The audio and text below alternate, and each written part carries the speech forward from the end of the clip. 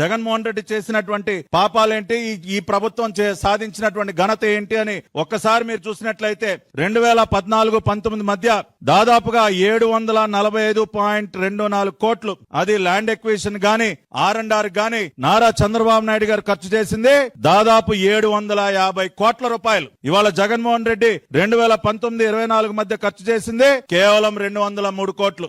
ఎక్కడ 750 కోట్లు, ఎక్కడ 203 కోట్లు. ఇవాళ మీరు క్రెడిట్ చోరీ గురించి మాట్లాడుతూ ఉన్నారు. అదే విధంగా ఆనాడు జగన్మోహన్ రెడ్డి GMR కంపెనీ దగ్గర నుంచి బలవంతంగా వాళ్ళని బ్లాక్ మెయిల్ చేసి వాళ్ళని బెదిరించి తన రియల్ ఎస్టేట్ వ్యాపారం కోసం 500 ఎకరాల భూమిని వెనక్కి లాక్కుంటే ఇవాళ ఆ భూమిని కూడా మళ్ళీ తిరిగి రీస్టోర్ చేస్తూ తిరిగి మళ్ళీ ఆ ఎయిర్పోర్ట్ నిర్మాణానికి కేటాయిస్తూ నిర్ణయం తీసుకుంది నారా చంద్రబాబు నాయుడు గారు. ఇవాళ భారతదేశంలోనే కాదు ప్రపంచంలోనే అత్యంత పెద్దదైనటువంటి maintenance, repair and overhaul MRO అంటే ఏంటో తెలుసా నీకు జగన్ రెడ్డి? నీకు కనీస విషయ పరిజ్ఞానం ఉందా? Maintenance, repair and overhaul దాని యొక్క ప్రాముఖ్యత ఏంటో నీకు తెలుసా?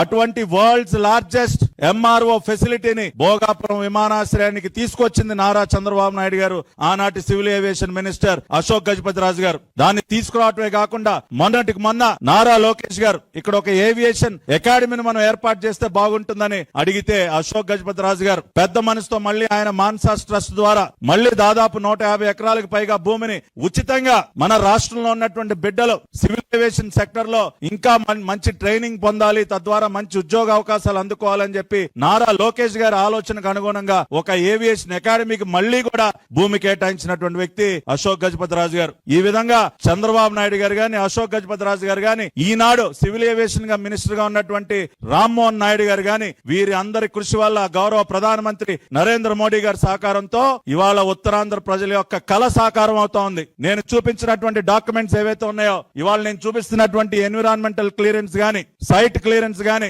ఇన్ ప్రిన్సిపల్ అప్రూవల్ గాని ఈ ప్రాజెక్ట్ కి అన్ని కూడా సాధించింది నారా చంద్రబాబు నాయుడు గారి ప్రభుత్వం. 2014 నుంచి 2019 మధ్య జనవరి 2016లో సైట్ క్లియరెన్స్ తీసుకొచ్చారు. అక్టోబర్ 2016లో గవర్నమెంట్ ఆఫ్ ఇండియా నుంచి భోగాపురం ఇంటర్నేషనల్ ఎయిర్పోర్ట్ కి ఇన్ ప్రిన్సిపల్ ప్రాజెక్ట్ అప్రూవల్ తీసుకొచ్చారు. అదే విధంగా ఆగస్టు 2017లో ఎన్విరాన్మెంటల్ క్లియరెన్స్ తీసుకొచ్చారు. ఇవి కదా కావాల్సింది.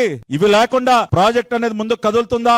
ఒక ఎయిర్పోర్ట్ నిర్మాణానికి కావాల్సినటువంటి అన్ని అనుమతులు including clearance from ministry of defence దగ్గర నుంచి క్లియరెన్స్ కూడా తీసుకొచ్చింది నారా చంద్రబాబు నాయుడు గారు. ఇంకా ఏంటా మీరు క్రెడిట్ చోరీ గురించి మాట్లాడతారు? ఇవాళ ఇన్ని చూసిన తర్వాత ఎవరైనా సరే ఏం చెప్తారు?